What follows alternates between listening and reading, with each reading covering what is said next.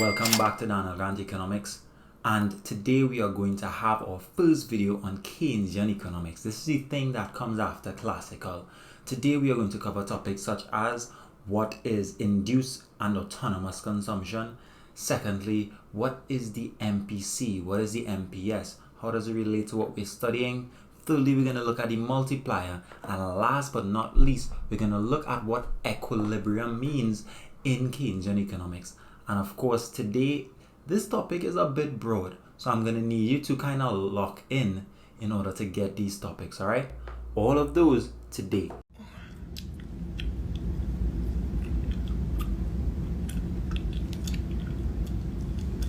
Nice like a pie. Now, if you're looking at today's video, please like and subscribe one time. Liking and subscribing lets me know that these videos are helping, somebody's benefiting from it, all right? So please send that signal, and all it's gonna take is a simple click on one of those buttons. Thanks in advance. Let's get into what we come here for. And to open today, we want to realize we are now doing Keynesian economics. And remember, the world at large has been practicing classical economics, which tells them that government should not intervene if you want the economy to end up in the best possible place. Now, what happened in society is the fact that there was a Great Depression in the United States, and I'll put the year here so that you could research it for yourself.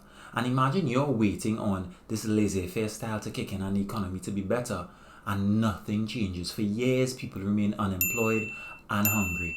As such, new economic thinking started. Hence, Keynesian economics came from that Great Depression period that occurred in the United States. That's what we talk about. Let's begin by looking at our first objective. That is, what is autonomous and induced consumption? Firstly, we have to look at what the consumption function is. The Keynesian consumption function is characterized by C is equal to A plus BY. A is the autonomous consumption. This is the amount of consumption that occurs regardless of the level of income. And I know that could be confusing, so let me put it this way. It is the level of consumption that is going to occur when you have $0 on hand. It is a component of consumption that is absolutely necessary to your survival. So think about that. It is the basic food, the basic shelter expenditure that occurs because of the fact that you are able to borrow or use your savings. So cool. The next component of your consumption function is the plus BY part. B here represents a marginal propensity to consume. And all that tells you is, if I get an additional unit of income, an extra dollar, what portion of that dollar will I now spend as compared to saving it? And if I multiply that by my income, it gets you the amount of your income that you are actually going to spend. It gets you the amount of income that is induced, and that's the big word here, the amount of income that is induced by greater earnings. You know, as soon as you get paid, as soon as you get some money, a little allowance, you start to feel for something nice. All of a sudden, you're content, you know. Money in pocket, good, extravagant taste. So that is our point there. Objective 1, done. Second objective. We've already touched on what your MPC is. Now, we need to talk about what MPS is. MPS represents your marginal propensity to save. It's the opposite of your MPC. It tells you, if I earn an additional unit of income, what component of that am I going to actually save? When you get an extra dollar, what fraction of that dollar goes towards you putting it away for a rainy day? That's what your MPS is. Now, what you need to know is how your MPS and your MPC are related to one another. Essentially, your MPS plus your MPC is going to add up to 1. MPS and MPC typically come in decimal form, ranging from 0.1, 0.2, 0.3, straight up to 1 itself. And of course, imagine both of these two things equal to 1. If you know one of them, you could simply solve for the other. Imagine a circle, and you're going to have to divide that circle in 2. That means your MPC in this case is going to be 0.5. And well, if I ask you what is the other half worth, you're going to say, well, if the whole circle was 1 minus 0.5 would give me 0.5. It's simply the remainder out of the 1 that's going to make up our total our total unit, which is 1. And that is how your MPC and MPS are related to one another. Objective 2, done. Third objective, what is the multiplier? The multiplier. So the multiplier for Keynesian Economics literally refers to any change in injections that is going to cause a greater than proportionate impact on the level of national income. And what that means is that, okay, an injection firstly is an increase in consumption, investment, exports. This is money coming into your economy. And if you remember the circular flow of income, it puts money in. It expands your circular flow of income. Whenever those things change, if someone earns an additional dollar, remember that is going to be subject to the MPC. They are going to spend a portion of that and save a portion of that. When someone else spends, someone else receives that as income. They are going to spend a portion and save a portion. And that cycle repeats, meaning there's a greater ripple effect that happens to society as a whole when a change in injections occurs, a change in expenditure that occurs. Now your multiplier can be measured by this formula. K is equal to 1 over 1 minus the MPC. This is just one of the ways that we can calculate a multiplier. We're going to discuss further ways subsequently, right? Later on. So that is essentially what the multiplier is. A change in expenditure or injections that occurs and it causes a greater than proportionate impact on the economy's level of income/output. That's your multiplier effect here. Nice. Fourth and last objective. Now this is the part of the video I need you to really pay attention here. The diagram we are about to show on open board has one of the most concise ways of displaying a lot of concepts, alright? So just lock in, alright? The diagram I'm about to move you to on open board is called the Keynesian Cross. Of course, developed by John Maynard Keynes to explain some of the economic phenomenon that we are studying currently. So let's take a look at the diagram. Firstly, on our axes, we have expenditure, planned expenditure, and then on our horizontal axis, we have Y. This is literally planned output or planned expenditure, right? And what we see on this diagram is a line that comes perfectly out of the origin at a 45-degree angle. Because essentially this whole corner here is 90 in case you forgot, right? So it splits the axis in half perfectly. This line here represents equality between expenditure and income/output. This line it comes with the diagram. This is the basic package we have. Whenever you're drawing Keynesian Cross, make sure to put this line that bisects the axes. Part the axes like Moses parted the Red Sea, bro.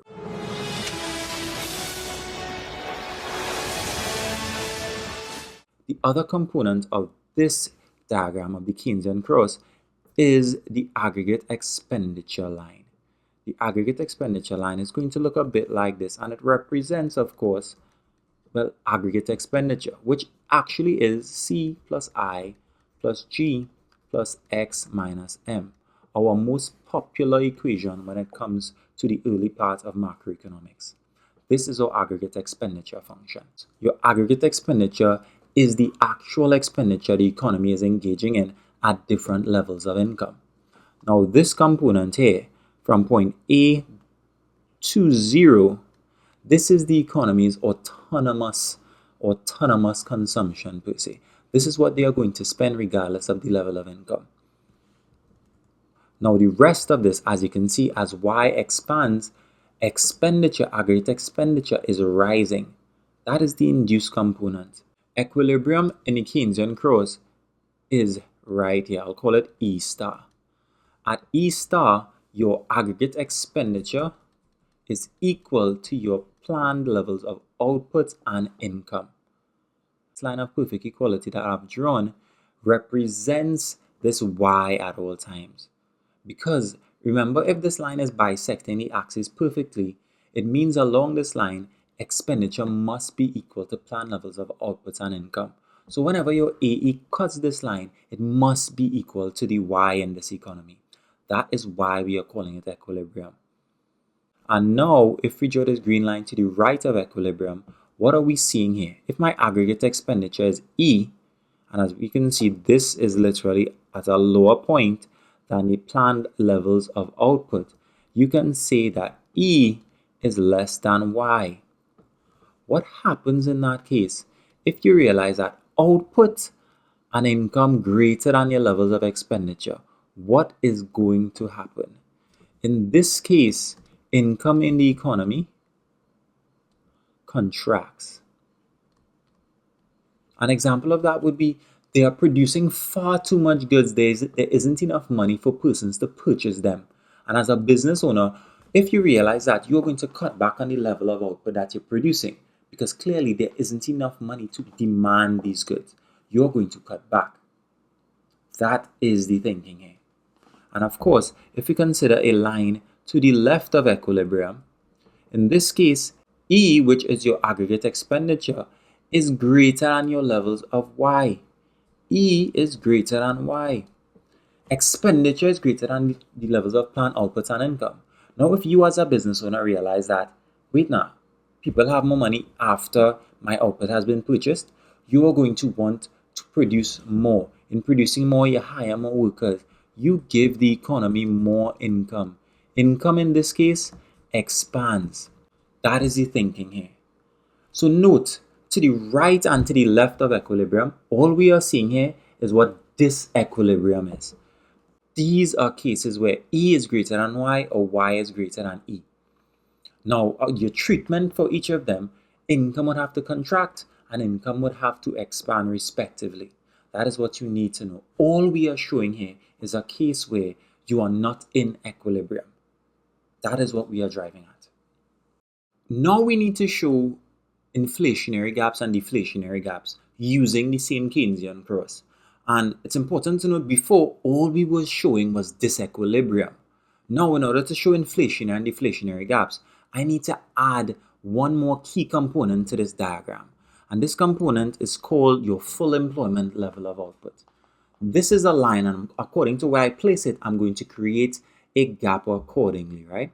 So consider this line is your, and it's supposed to go straight down to the axis, by the way. Consider this line is your full employment level of output.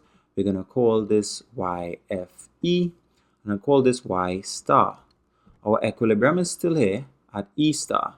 And as you realize, this maps to a output that is beyond your full employment level of output.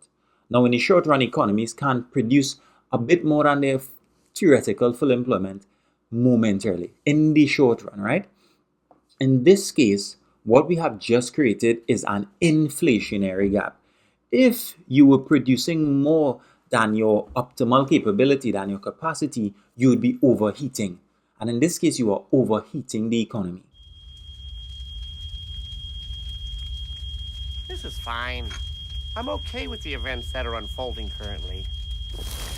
Now, in order to show you inflationary gap, it is literally the vertical distance, the up and down distance between these two intersection points, and I will call this point A and point B. The inflationary gap is the vertical distance between these 2 points. And as you can see, in this case, your E is greater than your levels of planned income and output. Now, the only way to deal with these things is by actually reducing your aggregate expenditure, but we'll discuss that on a further video. So this is your inflationary gap. Now we want to look at what a deflationary gap is. And let's go back to open board to see what do we mean.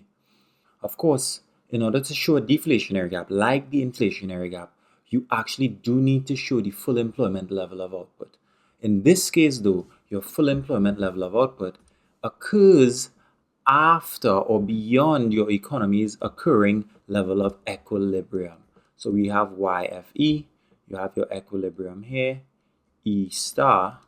So in this case, you can see that your full employment level of output, YFE, is greater than your actually occurring equilibrium level. Now think about it. If your output is less than full employment level of output, something is occurring here such that you have a gap, you have excess capacity occurring, right? Something's going to occur in your economy that could reduce the aggregate expenditure that you're not producing optimally as well. Things happen in economies that could slow it down, and cause deflationary gaps. Understand that in this case, the economy is getting a bit, or is functioning a bit smaller than it should. So that's the thinking here. And in this case, your E's, your aggregate expenditure, your E, is less than your Y. The deflationary gap, again, is the vertical distance between these 2 points. These 2 points represent your deflationary gap, which is not to be confused with the output gap. All right? So that's it. That's your opening look at what Keynesian economics is.